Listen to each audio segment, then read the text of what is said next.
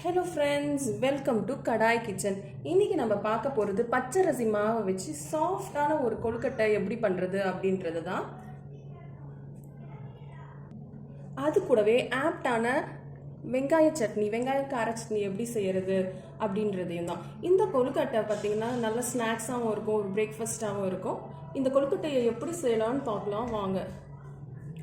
ஒரு வானலை அடுப்பில் வச்சுக்கோங்க. தேவையான அளவு நல்லெண்ணெய் ஊற்றிக்கோங்க. இந்த கார கொழுக்கட்டையை நல்லெண்ணெயில் செஞ்சிங்கன்னா தான் ரொம்ப சுவையாக மணமாகவும் இருக்கும். எண்ணெய் நல்லா காஞ்சிட்ட உடனே தாளிப்பு பொருட்களை சேர்த்துக்கலாம். கொஞ்சம் கடுகு, உளுத்தம் பருப்பும் கடலைப்பருப்பும் தாராளமாகவே சேர்த்துக்கோங்க.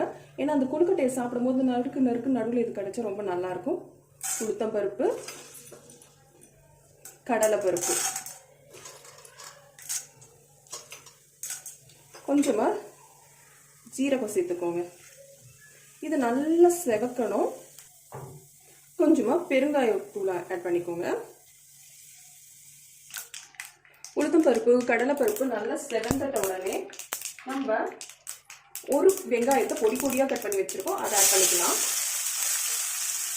காரத்துக்கு பச்சை மிளகாய் சின்னதாக சாப் பண்ணிக்கோங்க. அப்போ தான் கொழுக்கட்டையோட சேர்த்து சாப்பிடும்போது நல்லாயிருக்கும். நல்லா பொடி பொடியாக கட் பண்ண கருவேப்பிலை. வெங்காயம் வதங்கிறதுக்கும் இந்த கொழுக்கட்டைக்கும் தேவையான அளவு உப்பு நான் இப்போ சேர்த்துக்கிறேன். இதில் வெங்காயம் ரொம்ப வதங்கணும் அப்படின்ற அவசியம் இல்லை. சும்மா லைட்டாக ஒரு 2 பெரட்டு பெரட்டினீங்கனாலே போதும். நல்லா பொடி பொடியாக கட் பண்ணி வச்சுருக்கிற தேங்காய் இப்போ சேர்த்துக்கோங்க. நீங்கள் வேணும்னா குருவியும் சேர்த்துக்கலாம்.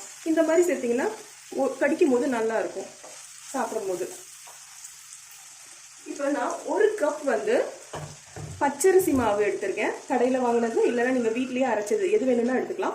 1 கப் அரிசி மாவுக்கு 2 கப் தண்ணி ஆட் பண்ணிக்கோங்க. நான் இதில் கொதிக்க வச்சுருக்கேன் ஏற்கனவே, அதை ஆட் பண்ணியிருக்கேன், அளந்து வச்சுருக்கேன். 1 கப் அரிசி மாவு எடுத்துக்கிட்டிங்கன்னா 2 கப் தண்ணி சேர்த்துக்கோங்க. இதை நல்லா இப்போ கொதிக்க விடுங்க. இந்த மாதிரி தண்ணி கொதிச்சுட்டு இருக்க டைமில் இதில் உப்பு இருக்கா அப்படின்னு தண்ணியை டேஸ்ட் பண்ணி பார்த்துக்கோங்க. தேவையான அளவு இல்லைன்னா சேர்த்துக்கோங்க.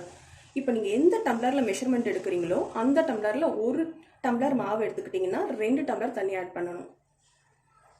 இப்போ நல்லா தண்ணி கொதிச்சுட்டு இருக்கும்போது நம்ம எடுத்து வச்சுருக்கோம் பார்த்தீங்களா அரிசி மாவு, அதை கொஞ்சம் கொஞ்சமாக கொட்டி கலருங்க.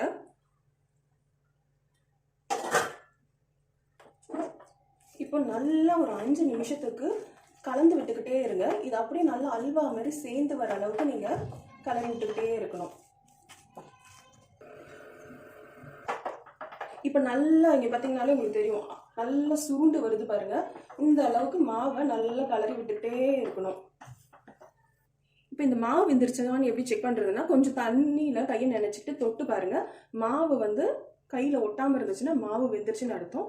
இதை ஆஃப் பண்ணிட்டு சூடு பொறுக்கிற அளவு வர வரைக்கும் அடுப்புலேருந்து எடுத்து கீழே வச்சிருங்க. அதுலேயே வச்சிங்கன்னா மாவு காஞ்சி போயிடும். தனியாக எடுத்து வச்சுக்கோங்க. இப்போ ஒரு இட்லி குண்டானில் தண்ணி எடுத்துக்கிட்டு நல்லா கொதிக்க விடுங்க. இந்த மாதிரி கொதிச்சுட்டு இருக்கும் போது நம்ம ஒரு ஸ்டீமர் பிளேட்டை வச்சுக்கணும். நல்லா கொதிச்சோடனே இதை வச்சுட்டு அதுக்கப்புறமா நம்ம உருட்டி வச்சிருக்கிற கொழுக்கட்டை மாவை வைக்கணும். இப்போ நம்ம செஞ்சு வச்சிருக்க அரிசி மாவுலேருந்து கொஞ்சமாக லைட்டாக அந்த மாதிரி கையில் எண்ணெய் தடவிக்கிட்டு அந்த மாவை வச்சு லைட்டாக உருட்டி விட்டிங்கன்னா நம்மளுக்கு இந்த கார கொழுக்கட்டை ரெடி ஆகிடும். இந்த மாதிரி நம்ம எல்லாத்தையும் இந்த மாதிரி செஞ்சு வச்சுக்கலாம். நம்ம இந்த மாதிரி உருட்டி வேணும்னா வச்சுக்கலாம். அப்படி இல்லைன்னா பிடி கொழுக்கட்டை மாதிரி கொஞ்சம் மாவு எடுத்துகிட்டு லைட்டாக அப்படி ப்ரெஸ் பண்ணிங்கன்னா பார்த்தீங்கன்னா பிடி கொழுக்கட்டை மாதிரி ஆகிடும். இது மாதிரியும் செஞ்சு வச்சுக்கலாம். இப்போ இந்த இட்லி குண்டானை க்ளோஸ் பண்ணிவிட்டு ஒரு 8லேருந்து 10 மினிட்ஸ் வரைக்கும் வேக விடுங்க. சிம்லே வைக்காதீங்க, ஹைலே வைக்காதீங்க, ஒரு மீடியம் ஃப்ளேமில் இருக்கட்டும். மீடியம் ஃப்ளேமில் கரெக்டாக ஒரு 8லேருந்து 10 மினிட்ஸ்க்குள்ளே வெந்துடும். கொழுக்கட்டை வந்துட்டு இருக்க அந்த டைம் கேப்பில் நம்ம அந்த கொழுக்கட்டைக்கு ஆப்டான ஒரு வெங்காய சட்னி அரைச்சிக்கலாம். கொஞ்சமாக நல்லெண்ணெயை காய வச்சுக்கோங்க. கடலைப்பருப்பு சேர்த்துக்கோங்க. கொஞ்சமாக உளுத்தம் பருப்பு சேர்த்துக்கோங்க. உளுத்தம் பருப்பும் கடலைப்பருப்பும் நல்லா இந்த மாதிரி கொஞ்சம் கலர் சேஞ்ச் ஆகிட்டோன்னு இந்த காரத்துக்கு தேவையான மிளகாவை சேர்த்துக்கோங்க.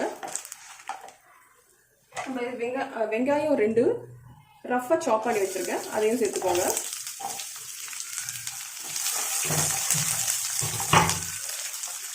இந்த சட்னிக்கு தேவையான கல்லுப்பு சேர்த்துக்கோங்க. வெங்காயம் சீக்கிரத்தில் வதங்கி வந்துடும்.